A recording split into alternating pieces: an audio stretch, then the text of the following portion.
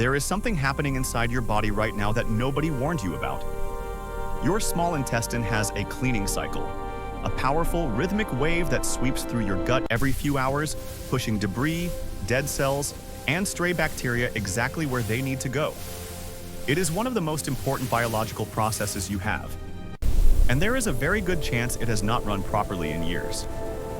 Not because you are sick, not because something is broken, but because of one habit so ordinary, so universally encouraged, that nobody ever thinks to question it. You have been eating too often, and that single pattern, snacking, grazing, never letting your gut sit empty long enough, is quietly behind more of your symptoms than you have ever been told. Here is what frustrates me about the conversation around gut health. It has been completely hijacked. You open any wellness account and it is all matcha lattes, expensive probiotic brands, gut healing protocols that cost $300 a month. And meanwhile, the actual biology, the mechanisms, the real levers, gets buried under aesthetic content and supplement ads. People are suffering from bloating, brain fog, fatigue, skin issues, mood instability, and they are being handed a kombucha and told to relax. That is not an answer. That is a distraction. The real answer is in understanding how this system actually functions. Because once you see it clearly, once the mechanism clicks, the path forward becomes almost embarrassingly obvious. So let's build this from the ground up. And let's start with the piece that changed everything for me when I first came across it. There is a structure inside your gut called the migrating motor complex. It is not talked about in mainstream health content, but it arguably matters more than anything else in the conversation about digestion. Here is what it does. Between meals, once your stomach has been genuinely empty for about 90 minutes to 2 hours, your small intestine begins a powerful housekeeping wave. It contracts in long, sweeping pulses that travel the entire length of the small intestine, clearing out anything that was left behind: undigested particles, excess bacteria, cellular waste, and moving it down into the colon where it belongs. Think of it as a pressure wash. Thorough, powerful, necessary. But here is the rule that makes everything else make sense. This pressure wash can only begin when the gut is empty. The moment you introduce any calories into the system, any at all, a handful of nuts, a splash of cream in your coffee, a single bite of something, the migrating motor complex shuts down completely. It has to restart its waiting period from zero. So if you are eating breakfast at 7, a snack at 10, lunch at noon, something small at 3, dinner at 7, and a little something before bed, you have given your gut almost no window to clean itself. The pressure wash never runs. The debris accumulates. And bacteria that belong in your colon begin colonizing your small intestine instead, feeding on food particles that were never meant to sit there, producing gas, triggering inflammation, creating a condition researchers call small intestinal bacterial overgrowth. You might know it as the bloating that arrives 20 minutes after eating, even when you made a perfectly healthy choice. That is not your body rejecting good food. That is a backed up system trying to process a new load on top of one it never finished clearing. The intervention is not a cleanse. It is not a supplement. It is space. Clinical research suggests that allowing 4 to 5 hours between meals, with nothing in between, not even a small snack, gives the migrating motor complex enough time to complete a full cleaning cycle. That sound you sometimes hear from your stomach in the late morning when you have skipped a snack? That rumble people reach for food to silence? That is the pressure wash running. That is your body doing exactly what it is supposed to do. The instinct to feed that sound is Here, one of the beneficial most bacteria counterproductive produce things short-chain we do fatty without acids. realizing These it. molecules travel to the gut Now, lining, once you triggering a understand repair the and cleaning fortification cycle, process. the next A question golden becomes, glow signifies the strengthening of what the is intestinal system barrier. cleaning, and what lives inside it? And this is where the science gets genuinely staggering. Your gut is home to somewhere between 38 trillion and 100 trillion microorganisms: bacteria, fungi, viruses, archaea, an entire civilization living inside you. And for a long time, medical thinking treated these organisms as passengers at best, threats at worst. The shift in understanding over the last 2 decades has been one of the most significant reversals in modern biology.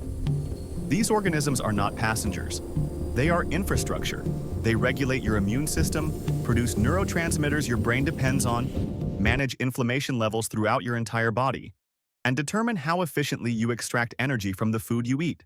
They are not guests in your house, they are load-bearing walls. And the health of this community comes down almost entirely to one variable that almost nobody talks about in the right way. Not the number of bacteria, not the specific strains. Still glowing hot at 10 Diversity. p.m. This is The ridiculous. American Gut I Project, know, the gut one of the repair crew is largest still citizen waiting. science studies ever conducted, Our schedule is completely analyzed delayed the now. gut Just microbiomes of waiting. thousands of people across multiple countries. The single strongest predictor of a healthy, resilient microbiome was not whether someone ate organic. It was not whether they took probiotics. It was the number of different plant species they consumed per week. The threshold that consistently appeared in the data was 30 different plant species per week. That number sounds overwhelming until you reframe what counts. Herbs count, spices count, nuts, seeds, legumes, fruits, grains, all of it counts. A sprinkle of cumin on your eggs is a plant. A handful of walnuts is a plant. Black pepper on your salad is a plant. The goal is not volume, it is width. Because different bacterial species eat different fibers. The bacteria that thrive on the fiber in lentils are not the same bacteria that need the fiber in almonds. The ones nourished by blueberries are different from the ones fed by garlic. Every new plant you introduce feeds a different community. And a diverse bacterial community is a resilient one that crowds out the harmful species, maintains the gut lining, produces the compounds that keep inflammation low and mood stable. The gut lining itself deserves a moment here, because this is where the consequences become most visible. Your intestinal lining is a single cell thick in places. One cell. It is the barrier between the contents of your gut and your bloodstream. When the microbiome is diverse and well-fed, those bacterial communities produce short-chain fatty acids that actively strengthen and rebuild this lining. When the microbiome is depleted, which happens when diet is narrow, when stress is chronic, when the cleaning cycle never runs, the lining becomes compromised. And a compromised lining means that things that should stay in the gut start crossing into the bloodstream. Bacterial fragments, undigested food particles, inflammatory compounds. Your immune system, encountering these foreign materials, responds. And that immune response is what shows up in your body as fatigue, joint pain, skin flares, brain fog, and a baseline of feeling unwell that you have simply accepted as normal. But it is not normal. It is mechanical.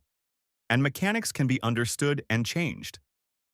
There is a third layer to this that most people miss entirely, and it is the one that quietly determines whether everything else you do works or fails. Your gut runs on a clock. Not a metaphorical clock. A literal circadian rhythm synchronized to the cycles of light and dark. Your digestive enzymes, your stomach acid, your gut motility, all of them peak during the day and wind down significantly after dark. There is elegant research showing that the same meal, eaten at noon versus eaten at 9 at night, produces meaningfully different blood sugar responses, different fat storage outcomes, different levels of inflammatory markers. Your body is simply less equipped to process food after the sun goes down. Not broken. Inflammation is leaking from the compromised gut. It's entering the bloodstream, triggering a body-wide alert. The signals are spreading throughout the system. This requires immediate attention to prevent further damage. Eating a large meal late at night is not just inefficient. It actively competes with one of the most important processes your body performs during sleep: gut lining repair. The regeneration of the intestinal lining requires energy. If your body is still processing a 10 p.m. dinner at midnight, the repair crew gets delayed. The lining rebuilds more slowly. The inflammation that was supposed to be cleared overnight gets carried into the next day. And so the cycle compounds, quietly, meal by late meal, night after night. Bringing your eating window into alignment with daylight hours, even something as simple as finishing your last meal by 7 or 8 in the evening, is not about caloric restriction. It is about timing your biology correctly. It is about giving the repair crew the night shift they need. And then there is the piece that ties everything together in a way I find almost poetic. The gut and brain are physically connected by the vagus nerve, a long, wandering nerve that travels from the base of the brainstem through the chest and into the abdomen, carrying signals in both directions. Your gut sends signals to your brain about satiety, about inflammation, about what it needs. Your brain sends signals to your gut, most importantly, about safety. Because the nervous system has a fundamental hierarchy. When it perceives threat, whether that threat is a physical danger or an overflowing inbox or a difficult conversation, it pulls resources away from digestion and redirects them to survival functions. Digestion is expensive. In a perceived emergency, the body cannot afford it. This means that stress is not just an emotional experience. It is a physiological switch that literally turns off your digestive function. The stomach acid drops. The gut slows. Food sits instead of moving. And the bacteria, sensing the shift in environment, behave differently too. Eating while anxious, distracted, rushed, or emotionally activated is biologically different from eating in a calm state. Not slightly different.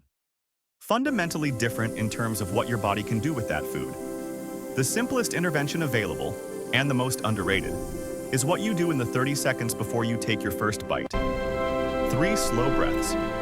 Exhale longer than you inhale. This is not wellness theater. This is vagal stimulation. It is a direct physical signal to the nervous system that the threat has passed, that it is safe to redirect resources, that digestion can begin. It takes less than a minute, and it changes the entire physiological context of the meal that follows. Everything connects. The cleaning cycle needs space between meals. The microbiome needs diversity across meals. The digestive system needs timing that respects the body's circadian design. The vagus nerve needs a calm state before the first bite.